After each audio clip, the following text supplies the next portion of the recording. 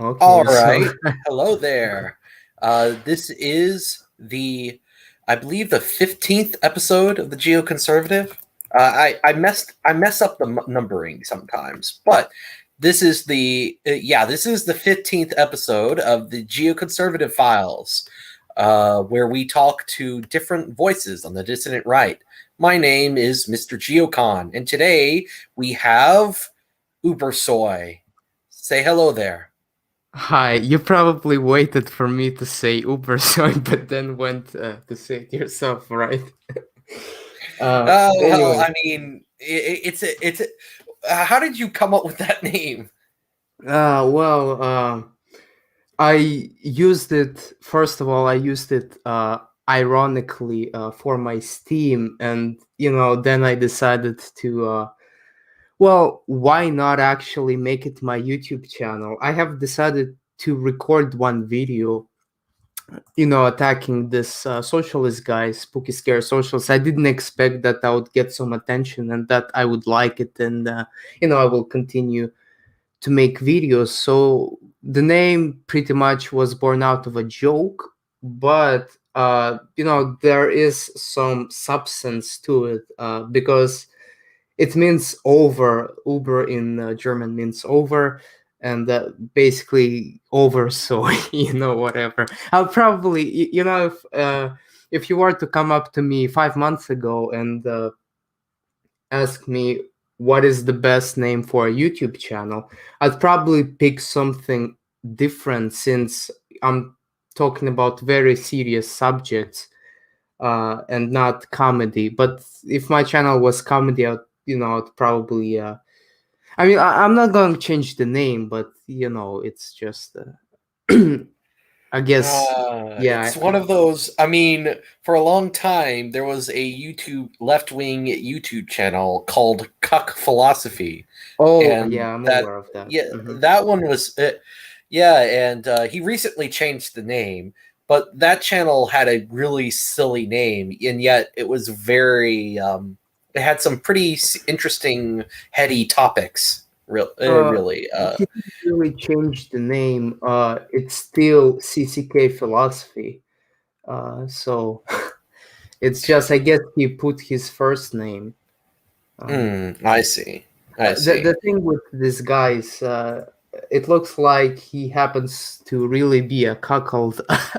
He enjoys. There is that one French philosopher who is a feminist, and he wrote a whole book about cuckoldry. And this guy had made an entire video talking about the book. Which I found very interesting. Yeah, it was some kind of French socialist who thought that when Yes, socialism came about, the waters of the world would turn into lemonade. really. I believe that's I what he don't remember said. that. I don't I remember I that. I That's even remember. crazy. Okay. I mean, the utopian socialists had some strange ideas, as Yeah, they do. he himself admitted in the book. I mean, the movie video. Yeah. We're here to talk about you, Uber Soy. Do you No, mind if thank I call you. you Uber instead? Of course. I mean, the soy part is, I get it is very cringy. You don't have to pronounce it. All right. So, tell me about your channel. What kind of serious topics do you cover? You said that something about a response to a socialist, Yeah. but you've done more than that. Yeah. For now, I'm not really making response videos. However, I do plan making them in the future, and I've got a couple of ideas. I might be even responding to Richard Wolf. Depends how it is going. But I'm mostly talking about things related to right wing culture, let's say, and science. So, my latest video called Leftism as a Mental Disorder, it kind of got blown up on Twitter.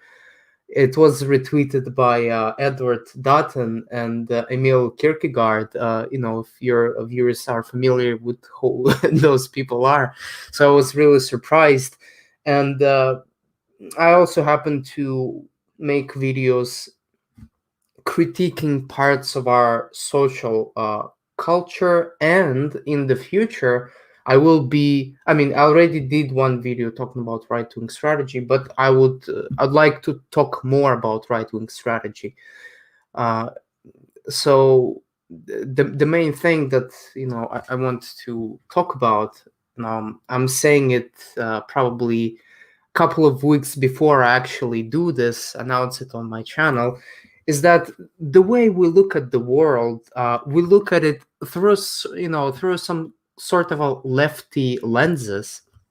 We see progress as a fundamental thing that is on the left, and we correlate things such as an advancement in technology with things like drug queen, or is it drug king? I don't know. Happy time story hours, or you know. Drag queen story hour. Oh, thank you, thank you. And other things such as include well, minorities having more rights than the majority core population. Depopulation of certain people. In their homeland, and among many other things. So, for some reason, people perceive it as progressive. And in the 19th century, people did not see that as progressive. Actually, the consensus was that, well, among scientists and people like Herbert Spencer, Francis Galton, and many others, is that progress is a movement from less complex into more complex, from primitive to complex, right? From weak to strong. And that of course includes technological progress, but it also includes social progress, right? And social progress, when we not only tolerate, but we normalize and we encourage things such as mental illnesses, such as being fat, and then people call it progress. It's just not progress at all. It's a return to more primitive stages of evolution, of primitive modes of even production, as uh, basically, for some reason people believe that communism is the way to go, that moneyless society without money is the way to go, while even Marx admitted that it was the most previous mode of production. So it seems like we are degenerating, and hierarchies, certain hierarchies are of course breaking down, while we also get attacked on our freedoms. There's more social control, but at the same time, they say that there's been less social control. I mean, it's just crazy. And I think that ultimately, what I'm trying to do is that we have to look at progress differently. We have to look at progress as I think that would improve one's genetic and one's cultural quality, and as a society, so that we have stronger and more stronger people, that our culture, it would not get deconstructed, but it will be even more reinforced, and that our technological progress also will get improved. So I think that that's probably the biggest thing that I will be talking about, and I will be supporting that with a lot of evidence. So Yeah, I mean, Mhm. but it's like those things are the prob. I think the problem that we have, and ironically, it was the Frankfurt School that pointed this out. In modern society, we have this idea called instrumental reason. We have this form of reasoning called instrumental reason, where people think that reason is just being able to know how the most efficient way to get what you want, and this uh, this leaves people wide open to all kinds of things, because what people want is, as you've pointed out, what people want is determined a lot by their personal morality, and their personal moral views are informed in large part by peer pressure, created by media environment. So if you have a group of people, a group of ideologues who are in control of your knowledge apparatus, in control of your in your academia and your media, then you and if they are the ones who telling you what is good and what is bad, then you'll just use your reason to just follow whatever they say. Uh, Mm-hmm. and I think, and what they point out is you need to have a more value based. You need to also have value based reasoning where it's not just finding the most efficient way to get what you want. It's also knowing rationally what you should want. Should you want this? And that's what progress is connected to, because progress just means a good change, and um, uh, that all depends on what you define as good. Sure, and my point is that I mean, I agree that progress is also sorry, what's good and what's progress. I didn't say directly in my previous monologue, but I did allude to it. Is defined by power relations, and as you said, right? Leftism and those people who are on the left, they're very very controlling of the mainstream institutions, particularly in science and in academia and those who produce culture. In Hollywood, they are outnumbering conservatives about, I think it's 23-1. I might be wrong. I'll have to check again. In academia, it is, well, depending on the field, but generally it's about 10-1, and other places. So of course, what is progress, right? What is good things are enforced upon us through this form of institution, through this form of cultural hegemony that they are in control of. And unfortunately, as you said, are what is valuable and how the things should be are of course informed by this consensus of the elite that are culturally left wing. Right. So, what would you, if you're, let's say there was a leftist here right now, and he or she wanted to know, why should he or she value what you value?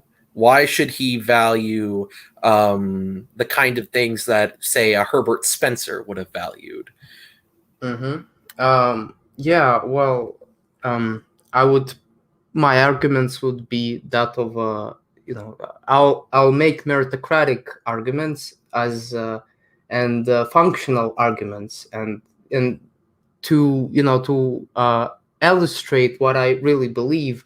Among the things that I believe that are is increased social mobility, valuing of things that are most productive, and of course eugenics. You probably don't agree with all of it, but I'm just saying what I believe in, and I think that those concepts are easily demonstrated as useful. For example, uh, there is the evolutionary theory, and the even evolutionary psychology. It still is a leading theory in academia, even though it is flooded with leftists. Of course, it's not as hardcore as it used to, but the fundamental tenets, I guess, of it are still present.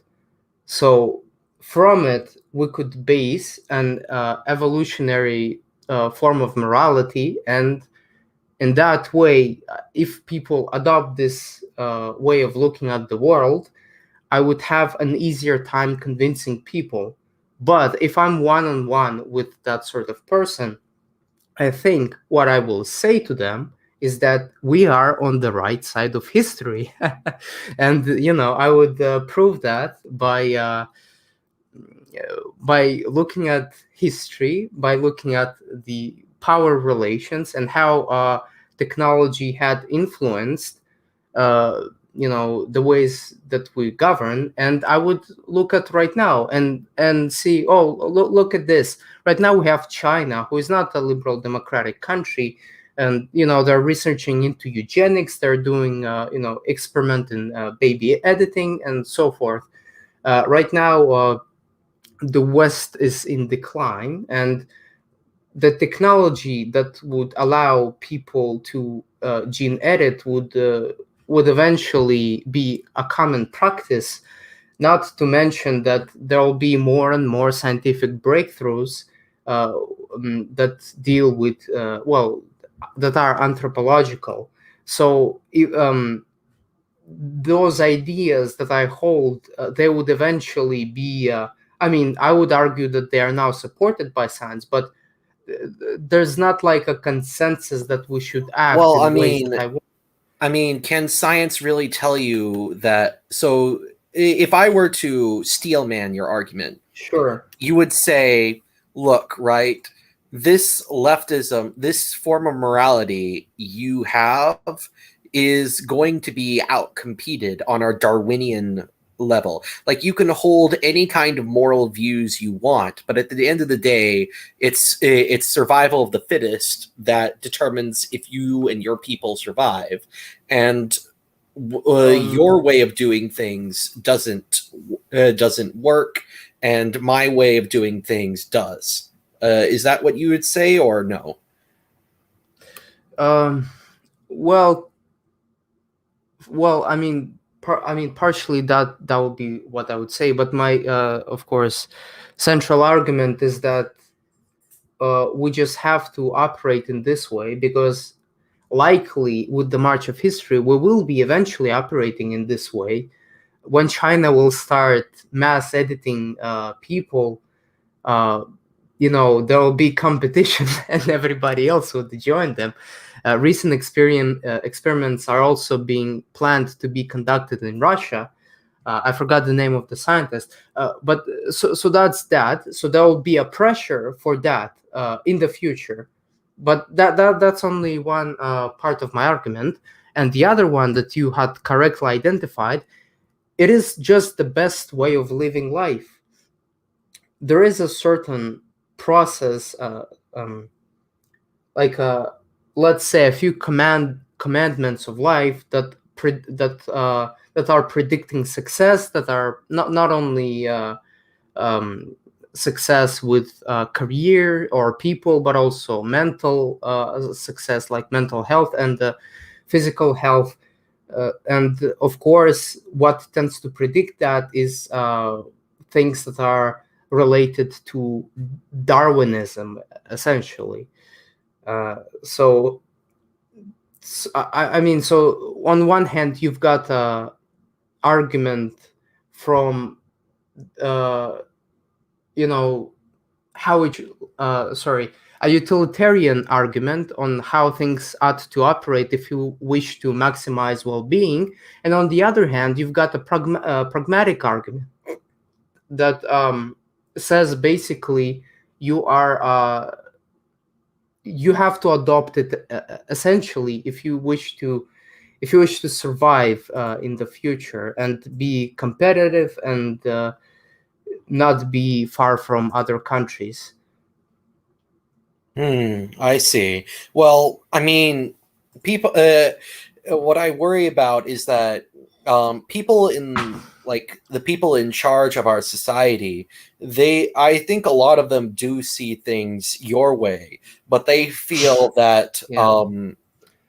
I mean, they feel like the current status quo of things is what's going to uh, be competitive because it is what has gotten them the Mm-hmm. power and privileges that they have right now, and it's sort of I remember there was a video a few days ago by a Yes. guy named Anamnesis. He's a neo-reactionary Oh yeah, YouTuber. I think watched it, but go ahead. Yeah, it was the mystery cult of power, and he described left wingers as the coalition of people who want power by any means necessary. Yes, I And watched the entire video. I Hmm. did too. I did too. I think it hit upon some really I think it really hit upon some of the things that I've been studying on, and I think Yeah. it also. Do you think it's? Do you think that sort of deal is that drive of the left towards more power? Do you think that that is related to the kind of mental illnesses that correlate with the left that you talked about in your previous video? I don't have any data regarding that, Well, I so I mean, cannot really. I mean, I mean, the use of data by itself is just kind of static in there. You have to draw out the value of the data through judgment. And Okay. so, I mean, Hmm. we can speculate. Like, is there a correlate? Is there some kind of connection between the left's drive for power and the kinds of mental illnesses that you talked Hmm. about? Okay, well, one thing for certain, I think that the left seems to strive for power more than conservatives, but I still think conservatives do strive for power. I think that everyone strives for power. It is just the leftist, I think they have been more successful in that. Anamnesis makes a point that even during the Nazi times, some lefty communists wanted LARPed as Nazis in order to bring them on their side. I don't know if you remember that. Yeah, Uh, they call them beef yeah, steaks. yes, beefsteaks, red on the inside but brown on the outside. I guess that's pretty funny. But ultimately, I think that, well, I mean, there are certain arguments why you would say that the leftists may have more mental illnesses than right wingers. And partially, of course, that is the case because people who are with mental illnesses are drawn towards the left. They are maladaptive, and the left seems to be the only party that at this point cares for maladaptive people. And partially, I could make this correlation if you're. So, are you familiar with bio-Leninism? Oh yes, I'm familiar, Okay. but Yes. you can explain the theory to the audience in your own Yeah, words yeah, if you yeah. like. Sure. I mean, I can tell you the basics that the way left is trying to get power is that they're not can be understood by the people who they're appealing to. So, for example, they're appealing to people with disabilities, sexual deviants, certain minorities, people who would otherwise in a Darwinian selection, in a total social Darwinistic playing field, would just not survive, right? And maybe it is that way that why left wants to get more power is that they're appealing to essentially people who otherwise without the left would not be as powerful, and in return those people worship the left, and this is why they become powerful. So there's like a mutual relationship between the people who are, let's say, the elite of the left, who are appealing to those people who are basically themselves happen to be straight white males almost 100% of the time, or people who are not maladaptive, and those people. So you can make an argument that that is the reason why people who are on the left and they crave power tend to be mentally ill. However, I don't really believe that those elites of the left themselves are disproportionately mentally ill, as is their base. So that's that. Ah. Ah, I see. I see. Going back to what we were talking about earlier about progress, I would like to share with you a bit of my views on this sort of thing. So, the tradition of thought that I belong to is the kind of scholastic view that Mm-hmm. you see coming out of the Middle Ages. People like Thomas Aquinas Yes.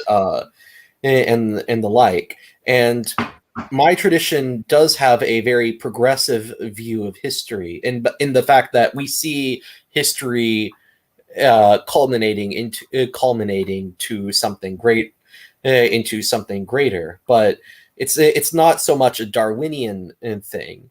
Let me explain what I mean. Mm-hmm. So we in the history of our philosophy, you first have the pre-Socratics, who are like Heraclitus and Parmenides and the ancient atomists, who introduced most of the key problems and offered erroneous but instructive solutions to those.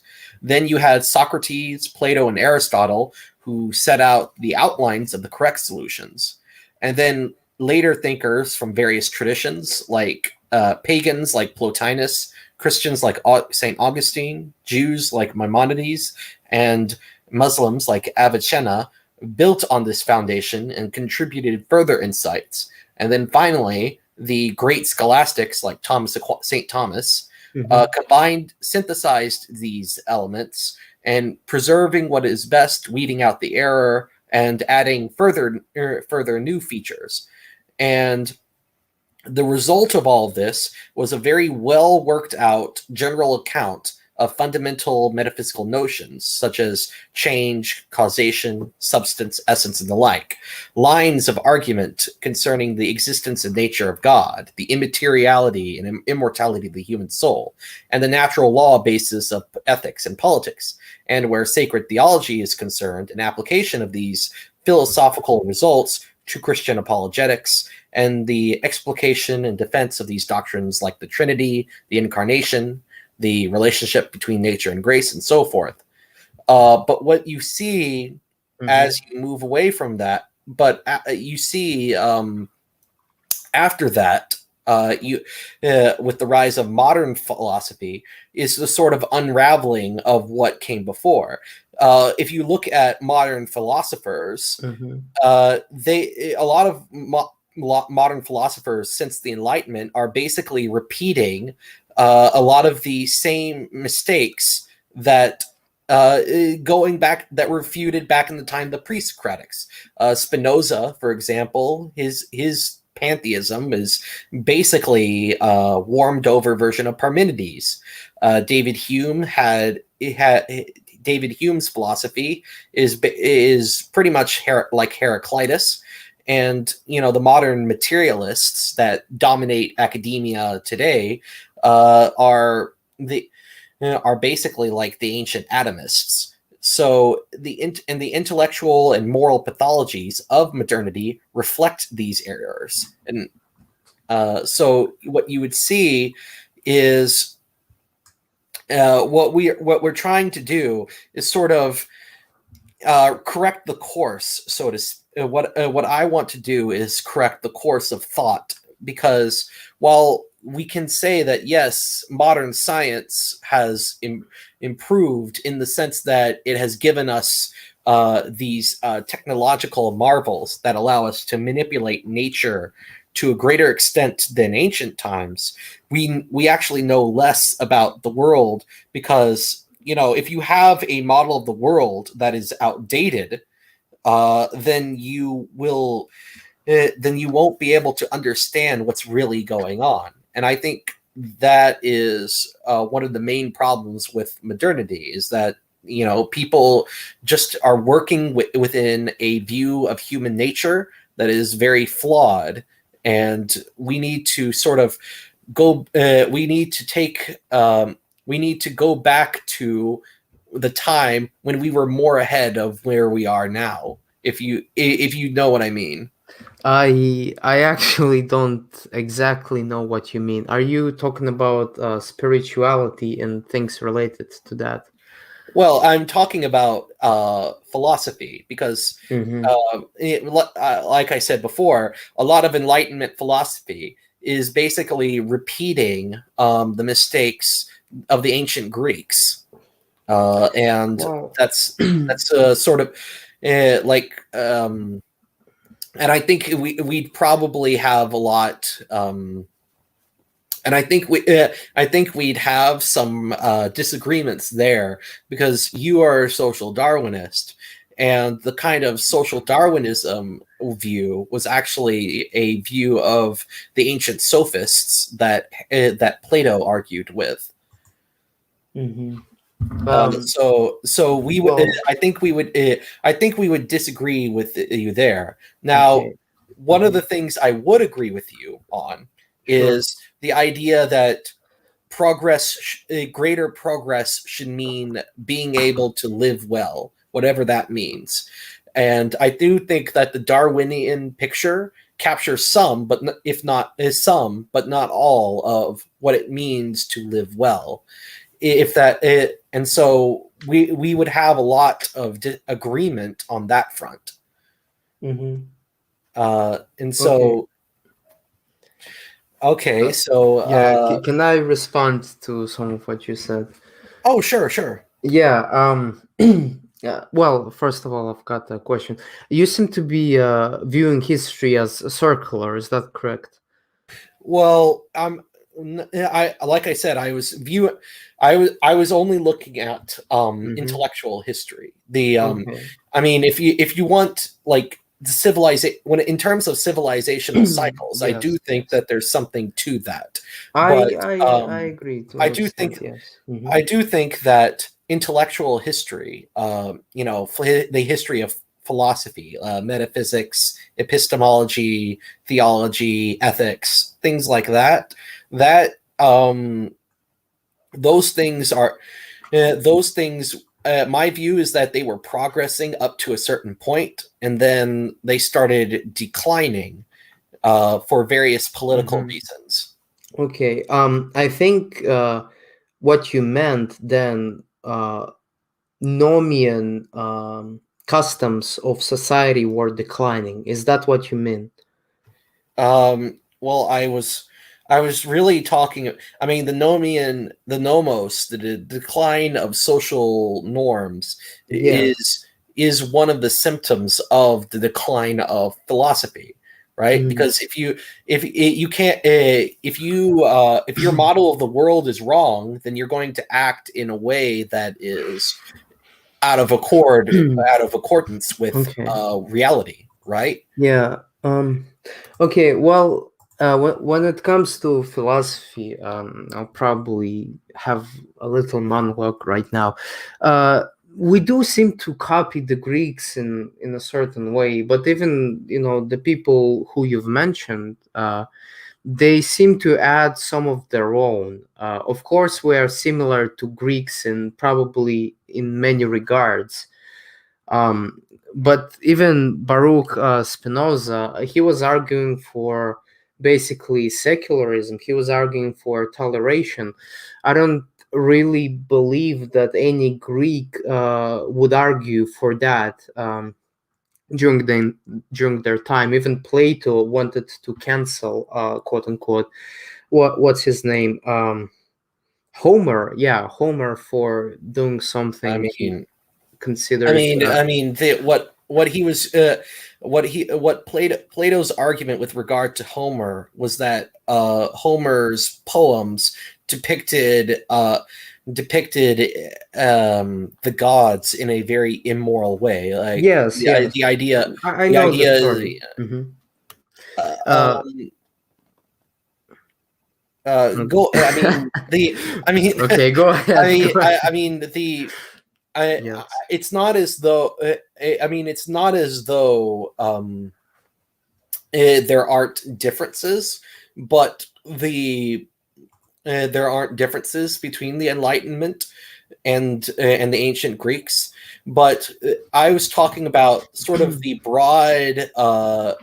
broad metaphysical view of things, Yes. and I think part of the reason why they went back to they accidentally copied some of those ancient ideas is that were refuted by Plato and Aristotle is because they rejected Aristotelianism, and the reason they did that was for political reasons. They thought that in their view Aristotle led to the Catholic Church, and they didn't like Yes. that, and Yes.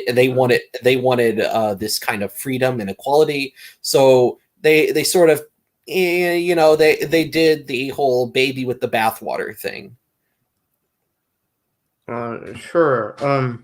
But still, I think that when it comes to the quantity of production and theories of philosophy that we have currently, uh, like I think that we live in a time where we could essentially access everything, and I also believe that the best time for philosophy, for producing philosophy, was not during the Greek times, but it was during the 19th and the 20th century, where you've got modernist philosophers, you've got existentials, you've got postmodernists, you've got so many philosophers and birth of so many ideas, including my social Darwinism, including Marxism, including well, feminism was a little bit earlier, but there were so many new ideas and so many Where did they? metaphysical But where ways did in they which we. all? Yeah, but where did they all lead? I mean, we're looking at the modern world is sort of the Yeah. fruits of some of these people's philosophies. Where did they all? I mean, this is what I mean, right? Hmm. They by the way, I'm not doubting you. I actually do agree with you that the 19th and 20th century was a time of great intellectual diversity. I mean, you Yes. during that time you actually had the revival of Thomism with under Pope Leo the 13th. You had some of the J.K. churches. Chesterton. Let's not Yeah, you forget had. him. Well, I mean, there was him and Hilary Belloc, sure, but Hmm. there was also Father Garrigo Lagrange and Oh, Etienne not Gilson. familiar. Etienne Gilson. I mean, I guess only a hardcore Thomist nerd like myself Uh, would know about these yeah. people. But yeah, I mean, what do you think? What do you think caused that period of intellectual diversity, which I agree with you we had back then? What do you Yeah. think caused that? Well, ultimately, well, of course, um, well, I'm a materialist in my analysis, so of course that would be that would eventually be the material conditions that had underpinned that, but also I think the incredible freedoms. I mean, of course, there was censorship and there were taboo topics, but you could essentially explore literally everything, especially for the scientists. You could do whatever experiment you'd like during the time, and the intellectual diversity was really appreciated.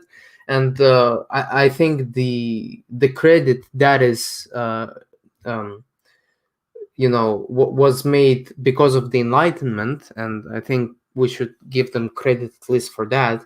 So there were freedoms for pursuing intellectual adventures, let's say.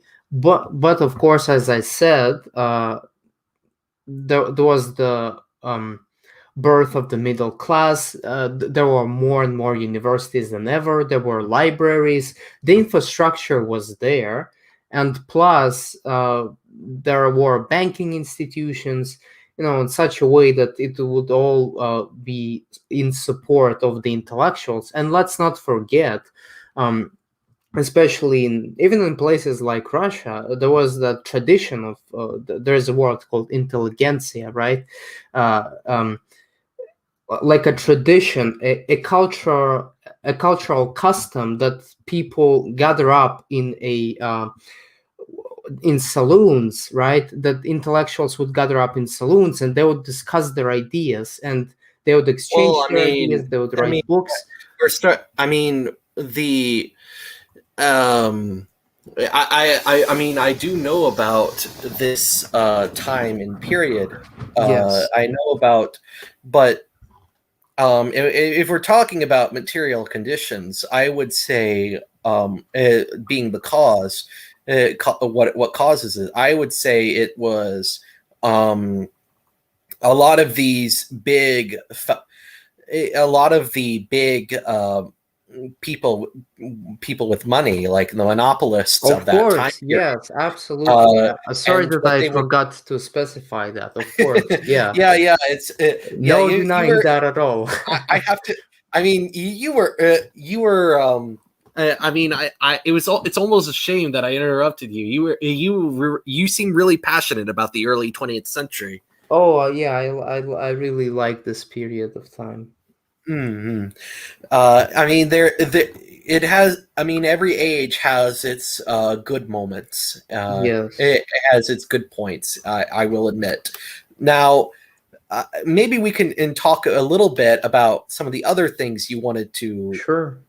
talk about, which was the sort of how do we navigate the censorship, build the Yes.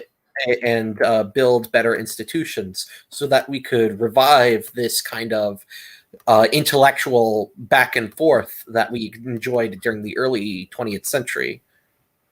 Yes, that's a very good framing of the question. Uh, but yeah, so in the past month, actually, there's been an array of censorship we have never seen before, where even the president of the United States could, quote unquote, be banned for inciting violence. Apparently, he was inciting violence. I don't know if you, heard. I do. I did hear. Yes, Yeah, yeah, yeah, I think we all heard. yeah, They yeah, were very yeah, loud yeah. about it. No, no, no. They I were meant crowing like, about it. yeah, I meant. I don't know if you're familiar with the post that he was apparently inciting violence. But I do happen to remember the things for which Twitter blamed him for inciting violence, and that was saying his supporters that they should go home.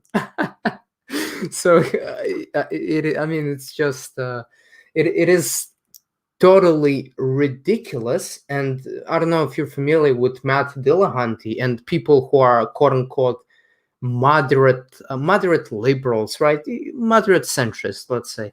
They are they're all cheering this ban, and not only him but the ban of his supporters. And that, I mean, that's just a little thing, actually, in comparison to what we will witness in the future. Now we've got entire platforms. I don't know if Parler had ever recovered from what had happened to them. I don't know if listeners are familiar, but they've basically been purged literally from everywhere. App Store, other places they were purged from, I forgot. And basically, the reason for them being purged is because people who were on there, they were supporting Trump. They were associated with this uh, storm of the Capitol, let's say. And so, in order to understand how to fight with censorship, we have to understand how the censorship will look like in the future. And my prediction is that censorship will be probably strengthened, unfortunately, in all of Western liberal countries. And now, I don't know if you're familiar with the situation in Russia and other places. Let's say they've arrested Alexei Navalny, and quite ironically, it happened after a few days of what happened with Trump, but with conservatives. And I believe that the Russian authorities, they've looked at what was happening in the United States, and they're like, well, they're oppressing their own people, right? And nobody from the liberal left is really saying anything against it. So why don't we just copy that? And other regimes would just follow. And also, China doesn't believe in freedom of speech at all. And countries like China, and they're more and more economically influential. They're the biggest exporter of the world. They're the biggest economy in the world by adjusted for purchase power. So those people also don't believe in freedom of speech. So it's like a global phenomenon, actually, of a decline in the freedom of speech. And of course, we will be continued to be banned on their platform for quote unquote inciting violence. And I mean, it's just ridiculous to think that Trump was inciting violence by their tweet. And of course they're not going to be objective, right? They will not purge their own people. Maybe they'll Well, I purge mean, Antifa because they were writing against Biden, but they're never going to purge those BLM radicals. They're never going to I mean, they funded those BLM radicals. yes. Those Speaking BLM of which, radicals won them, like, I think it was $10.6 billion. $11 So, billion now.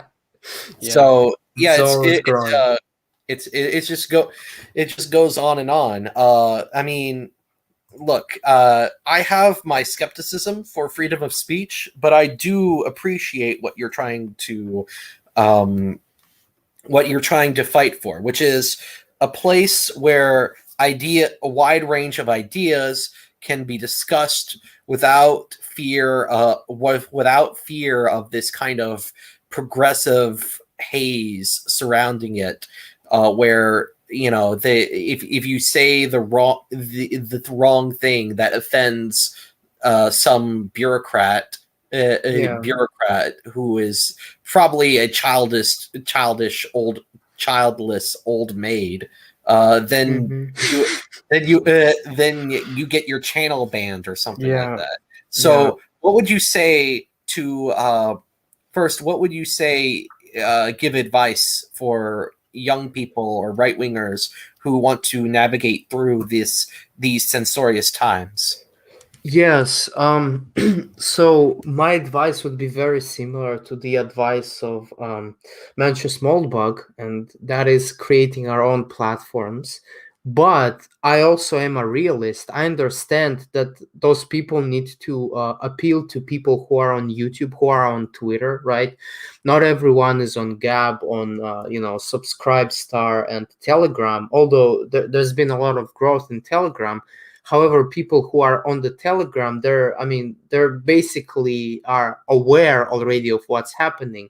And I think that we need to appeal to quote unquote normies more. And for that reason, yes, we need those platforms. And I think that the best course of action for now is wait until those alternative platforms grow. And temporarily, while we are on YouTube, we could continue doing what we're doing here, but at the same time working on alternative platforms. And uh, it should come to a point where we would all collectively exit YouTube and move to another platform once it is grown. I was really hoping that Trump would do something about it, that he would regulate the those big corporations, that he would ensure freedom of speech is being guaranteed there. But apparently uh, that's all over. Now we've got Biden. Trump I himself was banned mean, from Twitter. yeah, it's a I whole have no mess. faith. Yes. So unfortunately, our plight will not be solved from the above. We have to fix it ourselves from the below. And I'm really disappointed that it is the case of the affairs that we're in. But I don't think we should yet leave those major platforms. However, I think that everyone should get a Telegram. Let's not get any of our money to what's the opposite? Sorry. There is the Subscribe Star and there's the major one. I forgot the name of it. Do you remember? Patreon. Yeah, Patreon. No money to Patreon. They're literally the worst. They're banning I people. mean, They're banned Kyle that's. Rittenhouse, who was I just. mean, I mean, it's just crazy. They're totally out of their minds. So please don't have your account on Parler. We have Subscribe Star. It's a good alternative. Um, I guess we should still use Twitter temporarily. We should still use YouTube, but let's not forget of BitChute. There is Gab. There is another new thing, alternative to Twitter. I forgot the name of it. Maybe it was Gab. I'm not sure. I've opened my account on BitChute, by the way. You could subscribe if you want. But yeah, that would be my advice. And it's pretty unfortunate. I wish I could. I could say something more, but there's really not much we can do. well, I mean, you do have people like Luke Smith and and those kinds of people, and some of the ANCAPs looking into decentralized things like Fediverse, or I'm actually on a website called Element, where you can.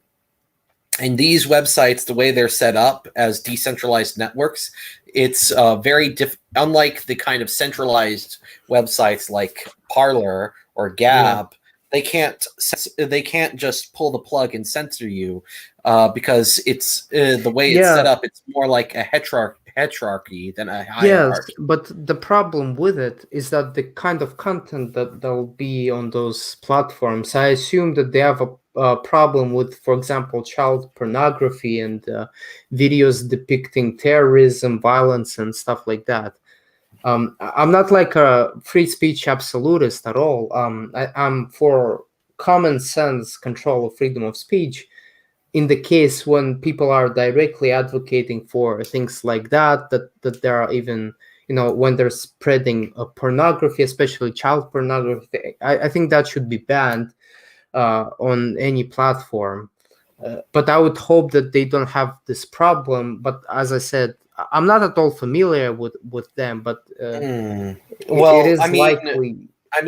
it's something that the people on those platforms, the way those platforms work right now, Yes. it's sort of like Discord.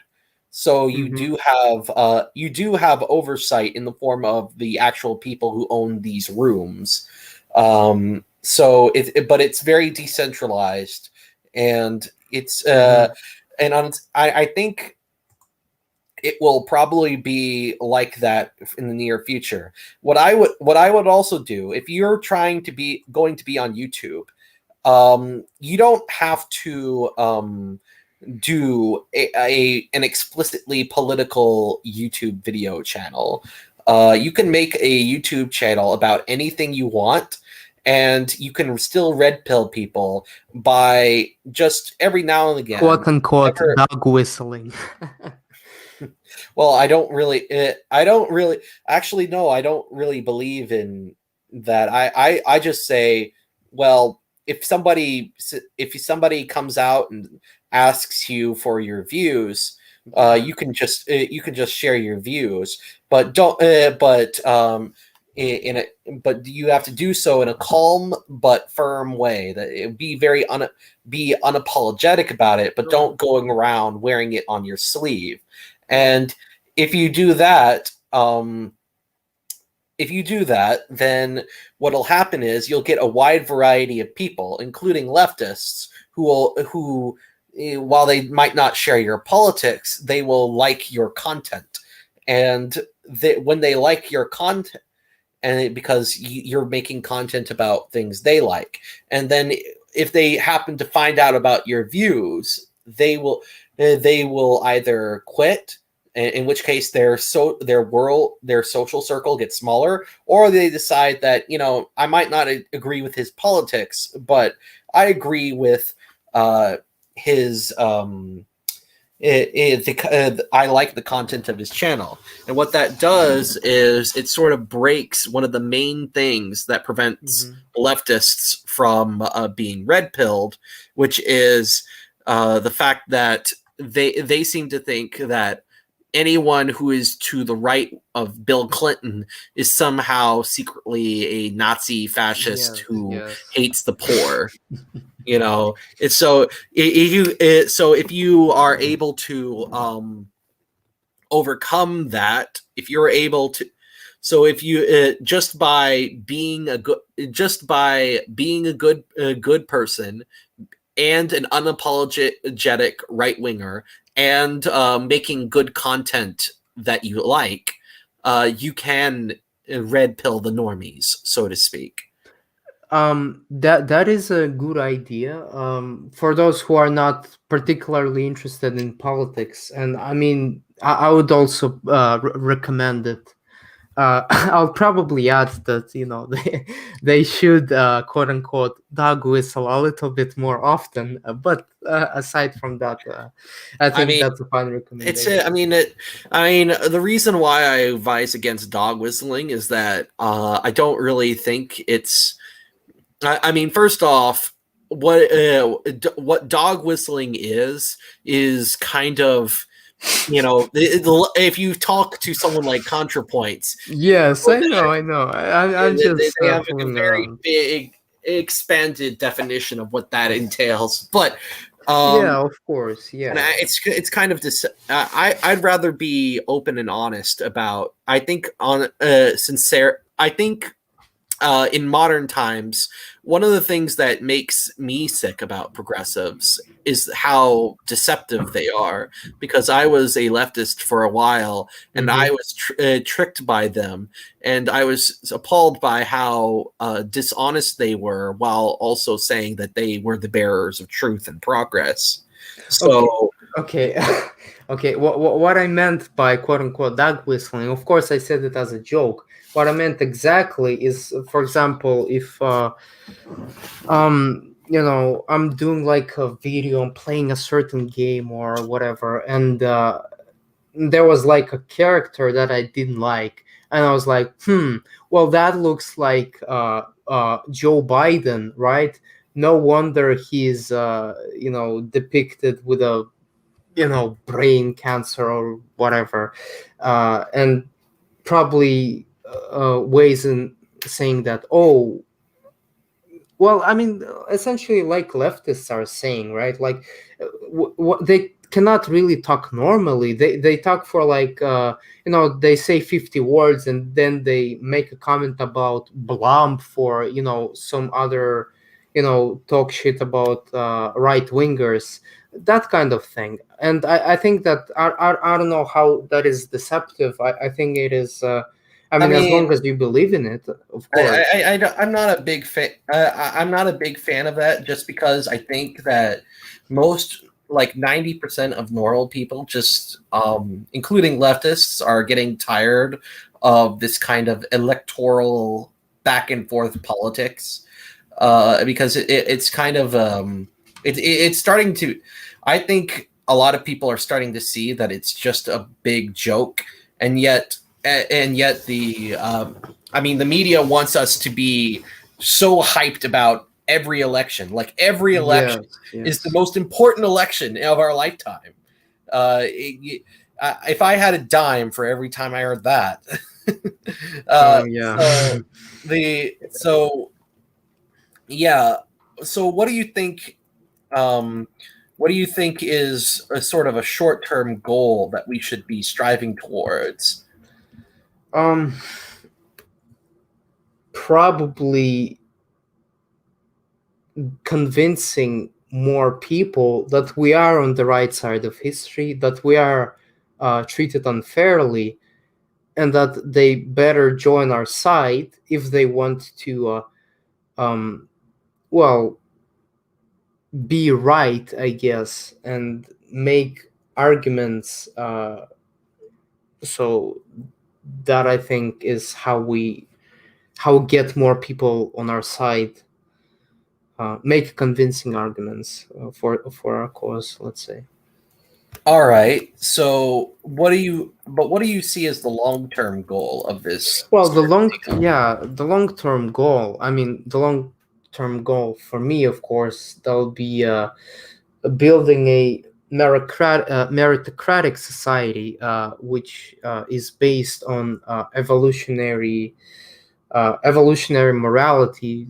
Many people would call social Darwinism, but I mean, I I don't know if you know about that, but I don't um, hide it. I'm a leftist when it comes to economics, so I don't want to be a lot of homeless people. I don't want people to not have money to buy certain things that they need in their daily life.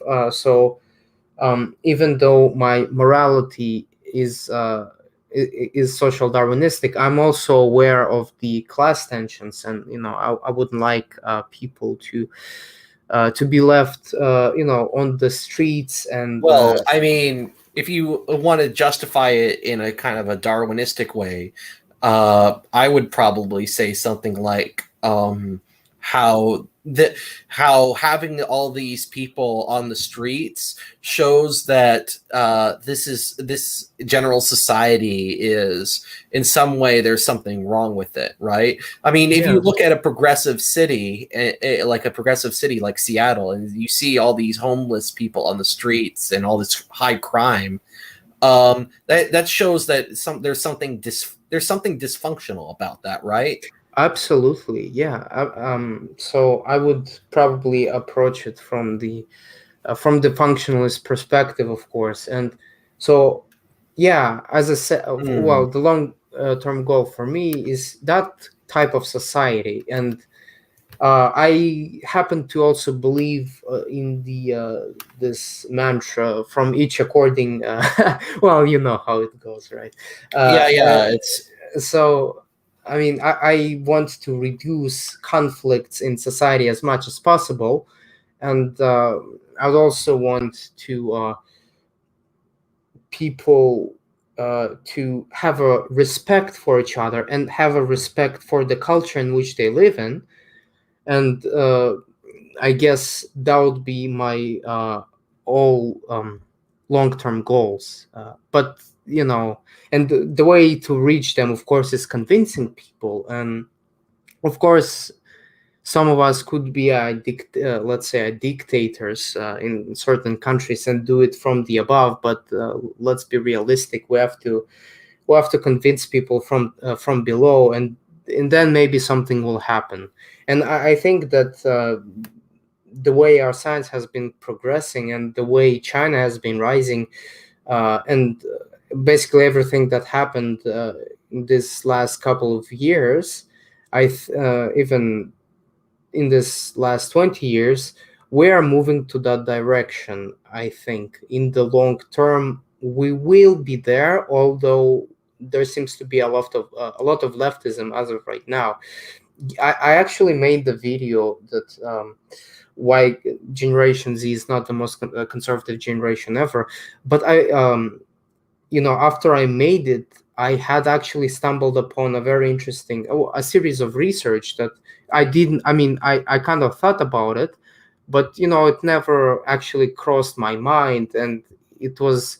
I didn't think it was very big, but the birth rate of conservatives and of liberals, I mean leftists, the birth rate of leftists is significantly lower than of conservatives and those people who are on the right, and ideology is zero point 0.3 to zero point 0.6 heritable.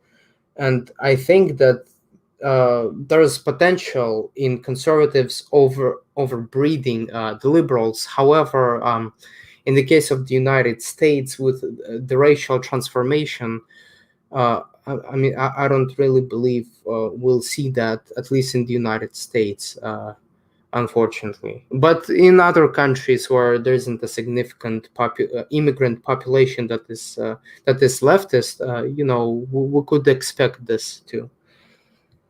all right. I think that is I think that covers a lot of what you were Yes. saying. Um, while I do have some, I will say that I do have some pretty substantial disagreements with you on a whole Yes. host of issues, but Mhm. I think we do have, which I think that goes to show just how many people on the right wing, like on the right, how much diversity. Diversity is our greatest strength. Yes. Diversity is our greatest strength. Yeah, Yeah. yeah. I mean, I think you do bring up a good point that in many ways, our leaders, given the kind of social factors you point, given the biological factors and the political factors you point out, a lot of leaders are going to feel the pressure to implement policies that align with your worldview, even Yeah. if they might not want to because they're leftists or something. Yeah. Yeah. Thanks. You actually probably summarized my 4 minute ramblings in one sentence. Yeah. I do sometimes do that. Well, I'm glad that I had you on. Now I'm going Yeah. to go and look at the chat towards Okay. this end.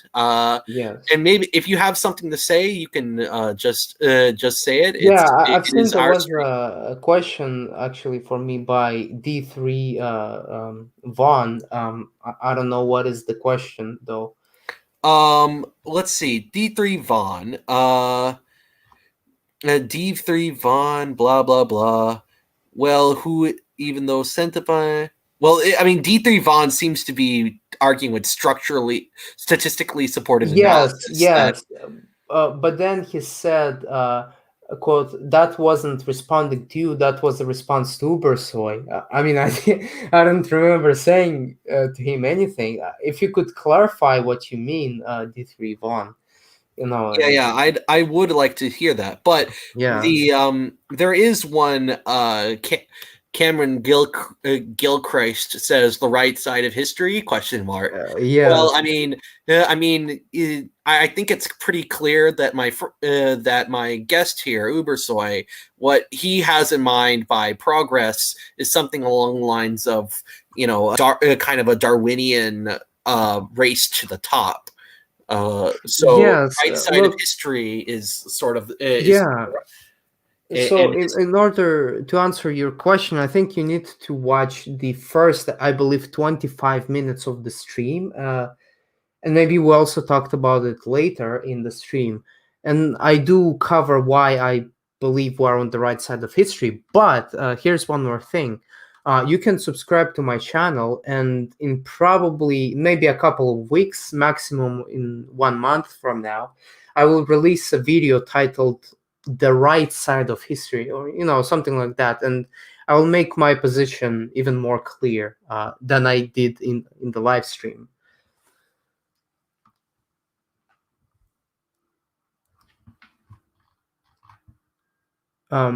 We have another oh no, question. I muted myself. Yeah, we have Okay, another question. okay. Yeah, this is another question. A friend of mine, Max Jerome, he says, in light of the nature of power and the patron theory of politics, are political science or economics anything more than a pernicious plaything of financial elites and the daydreams of spurgs?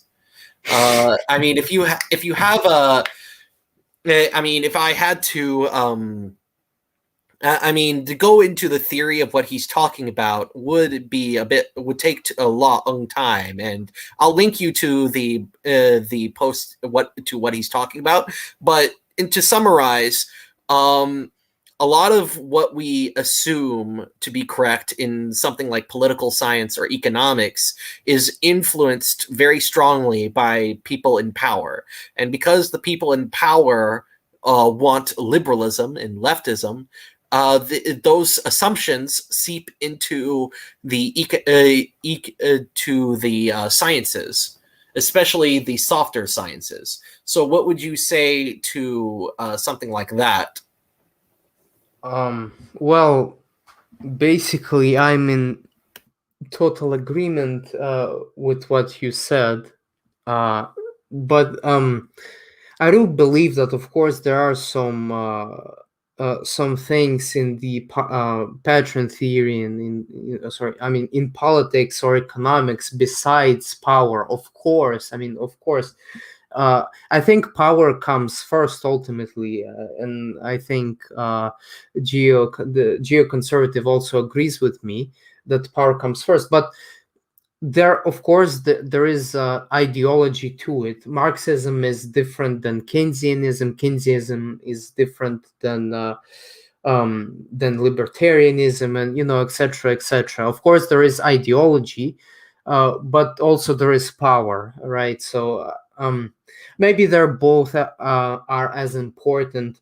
But Well, if you look at what the patron theory of politics says is that the ideologies that people with money support will be the ones that the views that people in money with money will support are going to be the views that dominate any given field. So if you have a bunch of rich people who are backing, let's say, somebody who believes in fat studies or yeah, something, yeah, yeah. then fat studies will become more popular because it Yes, has but more money in it. yeah, but also the thing about it is that this fat study has to be able to be consumed by the general public. People need to buy into that. So this fat study has to be convincing to a certain degree. For example, Marxism is convincing to a lot of people. Uh, I think liberalism is convincing to more to even greater amount of people. So besides power, there's also common sense, right? So it will be very hard. I'm actually surprised like how this transgenderism phenomenon was solved. Like I'm still surprised by what's happening, because it's clearly dysgenic. It's clearly terrible. But I mean, it was solved. It I was mean, solved, yeah, we somehow. we can probably talk later about the patron theory of politics and how that might help explain that. Essentially, a lot of it's like I mean, I think you've said it before that people's views of morality come from peer pressure, and Yes. power has a large amount of influence on things like that, on that kind of group think. But we can talk about that later. For now, I'll have Hmm. statistically supported analysis says Ubersoy. Do you think economic right wingers want people on the streets? LOL. um I think this was something that Yeah, you I said mean, right now, clearly they don't. Um, I don't really. I think it is somewhat related to what I was saying. Uh, but I don't. I probably need the context in order to I understand mean, that. I think that this is a she, right?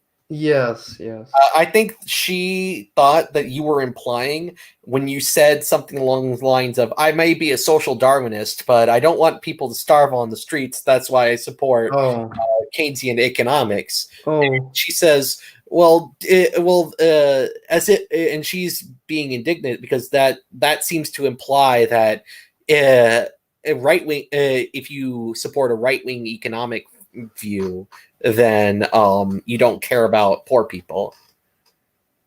Okay. Well, I mean, well, I don't support economic right wing view at all. Uh, I don't either. yeah. Oh, she just said he was saying I am quote a leftist. I don't want homeless people. I'm really confused by this question. To be honest, you could probably DM me on Discord. I mean, I really don't understand. I think what she's asking you if is, do you have to be like an economic leftist if you care about poor people? Oh no, of course not. You don't have to. Um, So I guess, but does it really answer the question? Well, I mean, I guess so. Well, I mean, Yeah, the it does. Okay. I mean, I think what I think what I'd say to that something like Oh that. my God. Oh my God. I didn't read it correctly the first time. Now I get it. No, economic right wingers don't want people on the streets. Absolutely not. I thought that she was alluding that. Oh, do you think that they want people on the street protesting something, like protesting, like Oh, yeah, Yeah, that's what I thought. homeless. Yeah, Yeah. she was Okay. talking. Now I I didn't get know it. that you didn't know. Okay, No, of well, course, I was not claiming that right wingers want that. I don't think like maybe a few percent of people actually want homeless people on the streets. yeah. The I think there's a guy Cameron Gilson who is saying this the concept of a right side of history is to assume leftist understanding and reading of history. Yeah, This is the yeah, I mean, this sort of thing is what we covered yeah, last time. It's like, um, if you here's the thing, right? If you have someone like Ubersoy's view that the right side of history is basically Darwin is determined by Darwinian laws of nature, or if you have someone like my view that you believe in divine providence yeah. and the hand of God moving human affairs throughout history, then the right side of history isn't necessarily leftist. It's only leftist if you believe in something like Whiggism, where you believe Hmm. that it through historical forces, society will progress towards greater equality and greater freedom, and Hmm. that it's sort of that kind of, and I think, and there have been people who have, like Moldbug, who have said that left the direction of history bends left, but that's a bad thing Yes, yes, because yes, that yes. represents the decay of society. Yeah, But so that would be a point where I would this. Well, I mean, I agree that it kind of represents a decay, but I don't think that history always moves one direction. I mean, I don't think Moldbug would say that either. I think he would say that it's a general, like, it's a part of the civilizational cycle of decay, Yes, where yes. as civilization declines, more left wingers or the Yeah, people but type yeah, rise. I mean, I meant that the problem that he sees progressive as intrinsically leftist. Of course, I don't look at it this way. It's a All right. I think that we've covered all of our Yes. all of the things that we wanted. Um, I think that I think what we were trying to uh, I think that we got everything you wanted, and I think Hmm. we probably will have to. I'll have to have another talk with you sometime Yes, yes. about the differences in our worldviews, because they are quite, again, they are quite substantial.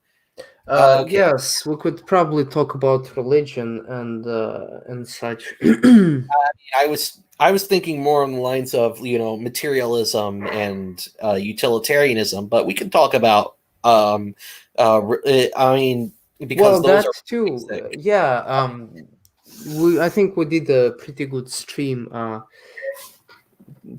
Probably we will talk something out and arrange some stream probably maybe around March because first I want to finish my series regarding the left and the right side of history, and etc. Hopefully, I'll get a larger following by that time, and we could discuss this too. All right. Well, yeah, I would definitely appreciate that. Well, Okay. um, This is Mr. Geocon and Ubersoy, and we're signing Yeah. off. Have a nice day. Yes. Goodbye.